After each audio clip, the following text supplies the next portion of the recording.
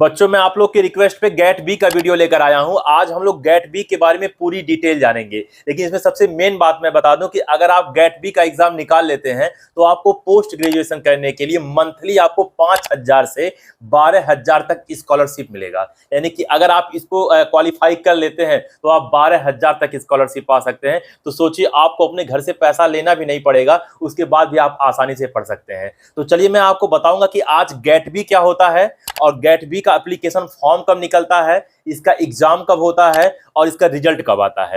उसके बाद हम लोग देखेंगे कि इसकी एलिजिबिलिटी क्राइटेरिया क्या है, फिर देखेंगे कि पेपर पैटर्न क्या है और मार्किंग स्कीम क्या है, यानी कि किस प्रकार से इसके जो मार्क्स हैं वो डिस्ट्रीब्यूट होते हैं। फिर मैं बताऊंगा कि इसके अंतर्गत कौन कौन से कोर्स में आप एडमिशन ले सकते हो और अंतिम में देखेंगे इसकी कॉलेज लिस्ट। ठीक, तो आज इतनी चीजें हम लोग देखने वाले हैं गेट बी के बारे में। तो चलिए स्टार्ट करते हैं आज का वीडियो और जानते हैं इन सब के बारे में।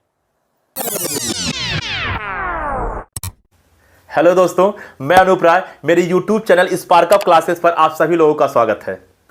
गेट बी यानी कि ग्रेजुएट एप्टीट्यूड टेस्ट बायोटेक्नोलॉजी, ये पोस्ट ग्रेजुएशन के लिए एक ऐसा एग्जाम है जो कि बायोटेक्नोलॉजी से आप कई सारा कोर्स कर सकते हो। जैसे आप क्या बोलते हैं MSc बायोटेक्नोलॉजी कर सकते हो, आप MTech बायोटेक्नोलॉजी कर सकते हो, आप MSc एग्रीकल्चरल बायोटेक्नोलॉजी कर सकते हो, आप BS एनिमल बायोटेक्नोलॉजी कर सकते हो। ये सारे कोर्स ऐसे हैं जो कि आप गेट बी के अंतर्गत आते हैं। गेट बी के अंतर्गत आप ये सारे कोर्स कर सकते हो। और जैसा कि मैंने आपको पहले ही बताया कि इसमें 5,000 से लेकर 12,000 तक स्कॉलरशिप मिलता है।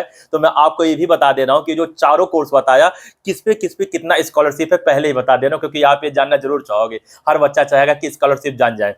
तो मैं आपको बताऊं कि अगर आप इसमें MSc क्या बोलते हैं बायोटेक्नोलॉजी करना चाहते हो तो आपको 5,000 स्कॉलरशिप मिलेगा। एक महीने में 5,000, मतलब ये एक साल की बात नहीं हो रहा, मतलब पर मंथ आपको 5,000 मिलेगा। अगर आप क्या बोलते हैं MTech बायोटेक्नोलॉजी करना चाहते हो तो आपको 12,000 पर मंथ मिलेगा। MBSc एनिमल बायोटेक्नोलॉजी की बात करूं तो इसमें भी 12,000 स्कॉलरशिप मिलता है पर मंथ।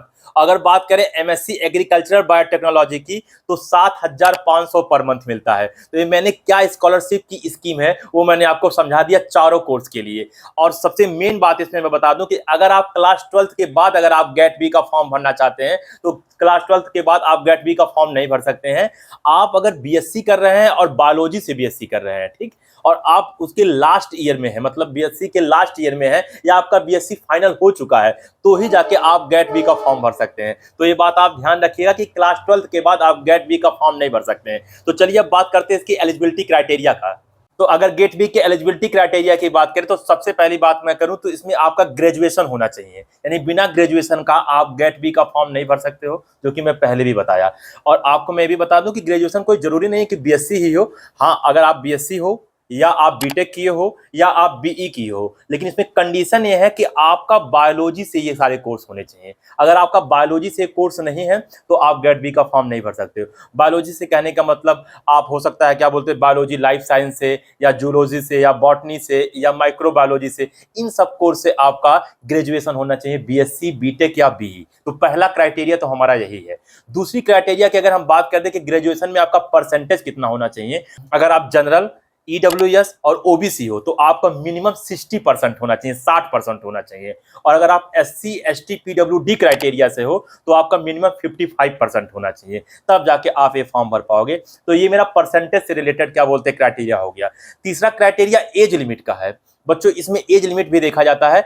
अगर आप जनरल EWS हो तो आपका मैक्सिमम एज 28 साल होना चाहिए। मैं मैक्सिमम एज की बात कर रहा हूं, मैं मिनिमम की बात नहीं कर रहा हूं। मैक्सिमम एज आपका 28 साल होना चाहिए, यानी कि अगर आप 28 साल से ज्यादा को, 29 के हो, 30 के हो और जनरल हो या जनरल EWS क्या बोलते हैं कैटेगरी से बिलोंग करते हो तो आप इस फॉर्म को नहीं भर सकते हो।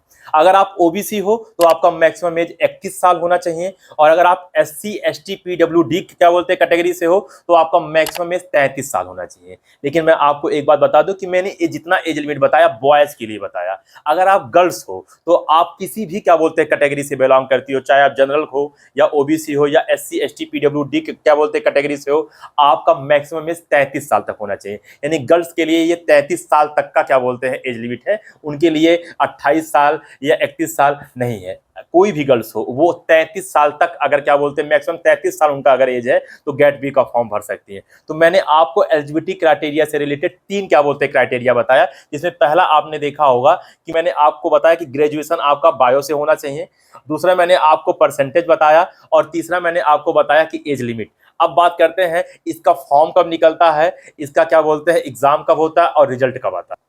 तो अगर गेट बी के एप्लीकेशन फॉर्म की बात करूं तो इसका एप्लीकेशन फॉर्म आपका फरवरी माह में आता है, यानी कि फरवरी महीने में आ जाता है, जो कि 2024 में इसका एग्जाम हो चुका है। अगर आपको इसका फॉर्म भरना है तो आप फरवरी के 2025 में आप इसका फॉर्म भर सकते हो, ठीक।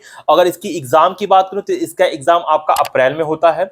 अगर इसकी रिजल्ट की बात करूं तो रिजल्ट इसके एग्जाम के लगभग 1 महीने बाद या 1.5 महीने बाद आ जाता है। तो मान के चलो अगर अप्रैल में एग्जाम हो रहा है तो मई या जून तक आपका रिजल्ट भी आ जाएगा। और एक बात जरूर ध्यान रहे कि इसका एग्जाम ऑफलाइन नहीं होता, ऑनलाइन होता है, यानी कि एक कंप्यूटर बेस्ड टेस्ट होता है, सीबीटी मोड पे होता है। तो ये मैंने आपको एप्लीकेशन फॉर्म कब निकलता है, एग्जाम कब होगा और साथ ही साथ इसका रिजल्ट कब आता है, ये मैंने बता दिया। आइए अब बात करते हैं इसके पेपर पैटर्न और मार्किंग स्कीम की। तो अगर बात करें इसके पेपर पैटर्न की तो इसके पेपर में 2 सेक्शन होते हैं, सेक्शन ए और सेक्शन बी।